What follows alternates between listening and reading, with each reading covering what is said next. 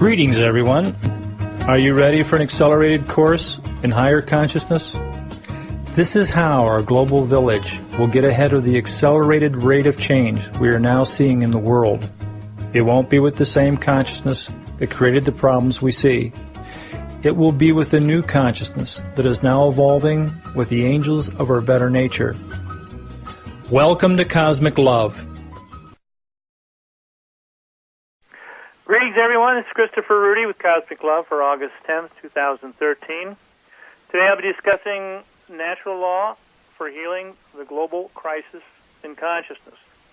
There's a lot I want to cover in today's shows, and I provided two links with the show's introduction on the Cosmic Love homepage, or if you're listening to the archive show in the future, those links will be included with the show information. This subject of natural law and the global healing crisis is a very timely subject right now with recent global news regarding the full spectrum dominance agenda of power elite potentates who are abusing power, but this too will pass. Mark my words, it's about to change in dramatic ways. It has to change. And to emphasize that point, here's a short audio clip from one of the links I mentioned above.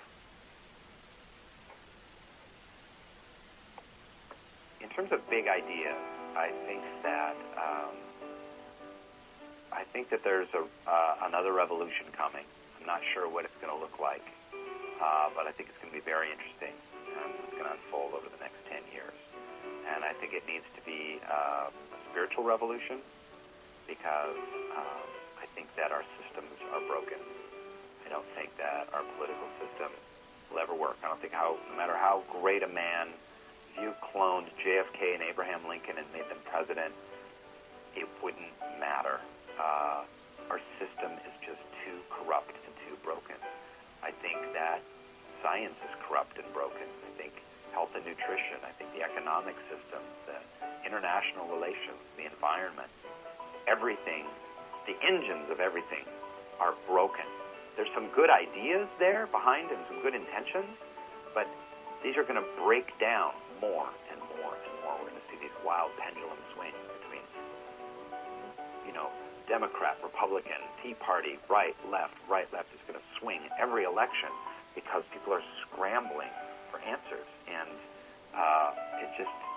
it doesn't work. So the young people are going to need to, like they did in the 60s, they're going to need to take the reins here and really look at the world in a fresh, new way and say,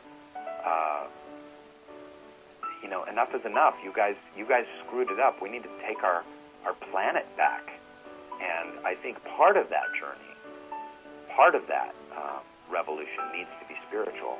I think that the word spiritual is a very loaded, weird word, but I think it needs to be with a heart-based wisdom.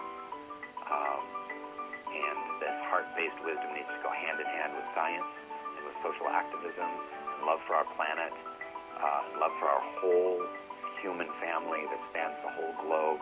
And this may sound very high and mighty or airy-fairy, but it's going to have to go to that, or else we're just all going to destroy each other.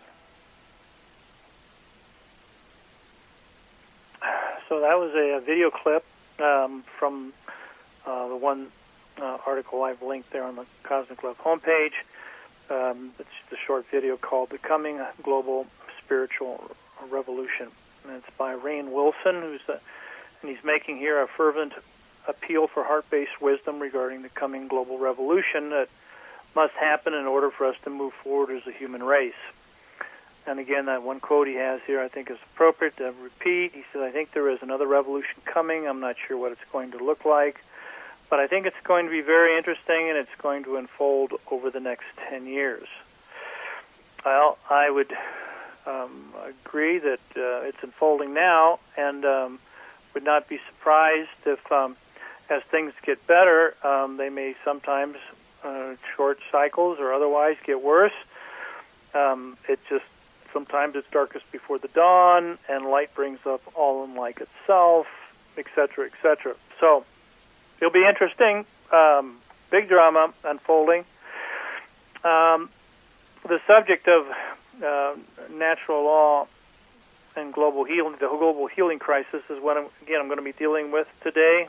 I'm going to be going into this from several different dimensions. I usually start off with the warm fuzzy and get to the heavier stuff later in the show. I always lose some people along the way, but I figured if I started out light and easy with safe statements before I get to the heavy stuff, there's a better chance that more people will hear more of it. So I'm trying to, ride the razor's edge here and give as much information as I can without being overly dramatic or sensational or too weird. I know some people don't get into my cosmic perspective as far as astrology too much. Some do, others not so much. But the timing right now is very auspicious from a cosmic perspective.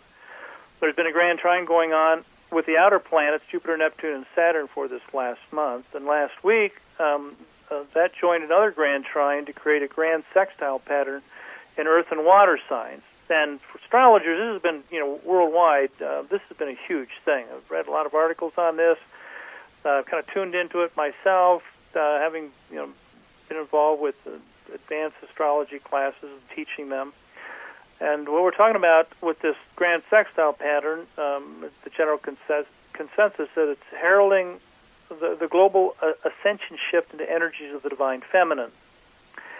Now, as I've said in previous shows, this energy of the divine feminine is the energy of heart coherence, which is now scientifically being explored with new communication tools and processes that involve heart coherence biofeedback interfaces, with profound implications for raising the standard of communications for social conscience and our social networks, our local and global social networks coming into unity, and our these networks that are ubiquitous now, social networking, and the involvement of probably many listeners on this show with social networks.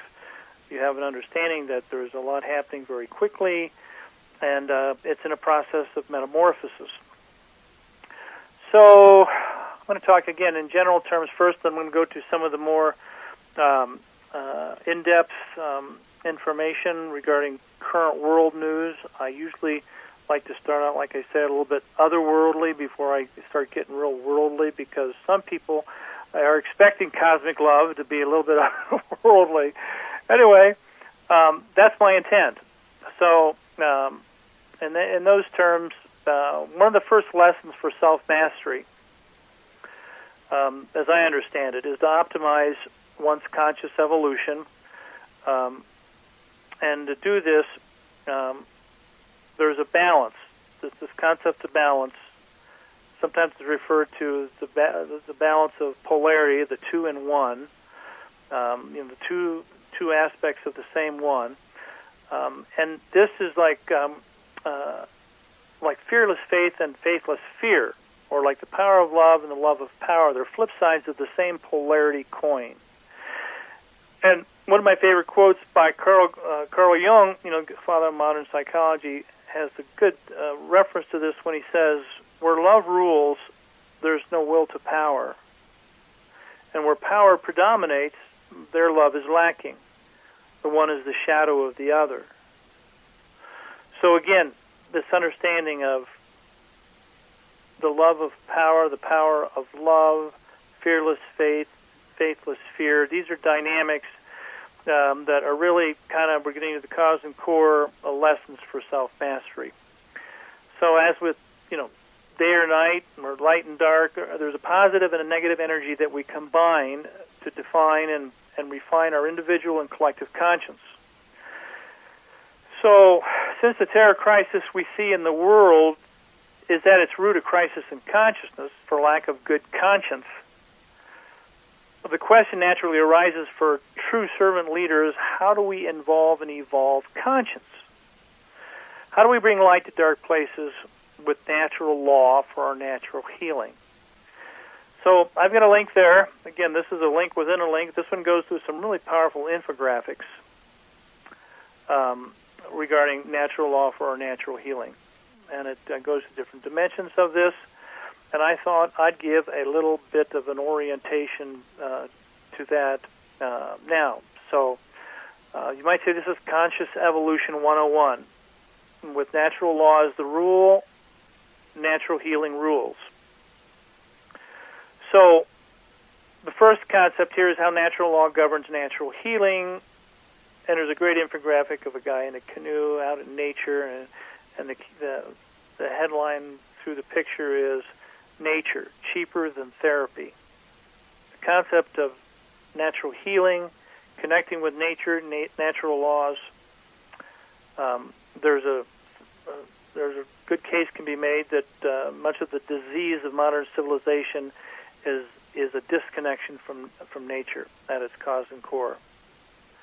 So, more on natural law here. Natural law is the order of the universe, and it is all in divine natural order for co-creation with universe.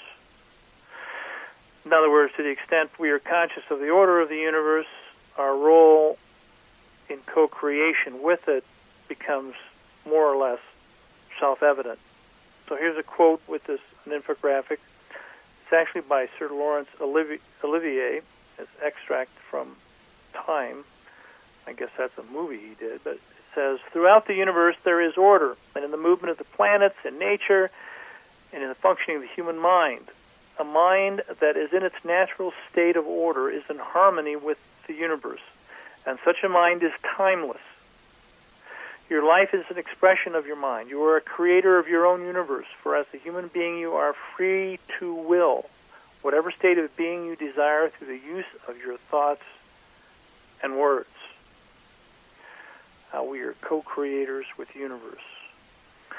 So, understanding natural law is understanding a universal language. And the definition of natural law, the natural part is like natural as an inherent, having a basis in nature, reality, and truth, not made or caused by humankind. And the law part of natural law is an existing condition which is binding and immutable, cannot be changed. Cosmic law, universal law, natural law cannot be changed. It's binding and immutable. So, natural law is self-evident in both positive and negative expressions. And just as the bright light of conscience dispels dim-witted shadows or notions, so does a fully present choice, moment to moment, build momentum. This is the concept of how every moment our prevailing awareness, moment to moment, creates momentum for that prevailing awareness with the choices we make and how we are conscious, our thoughts, our feelings, etc. So there are numerous ways of looking at a natural law, but there are classic expressions of it, the positive and negative expressions, which really help to get a sense of this concept of polarity, or the law of 2 and 1, how they're two sides of the same coin, the positive, the negative. The positive expression of love, the negative expression of fear. The positive expression of knowledge, seeking truth, the negative expression of ignorance, refusal of truth. The positive expression of sovereignty, like an internal monarchy, and the negative expression of confusion, internal anarchy. I'm talking about internally. And externally, you have the positive expression of freedom. Freedom is like external anarchy. Freedom without law is anarchy. And the negative expression of freedom, you might say, is a control, like control freaks, like external monarchy. External ownership. So this concept of sovereignty and internal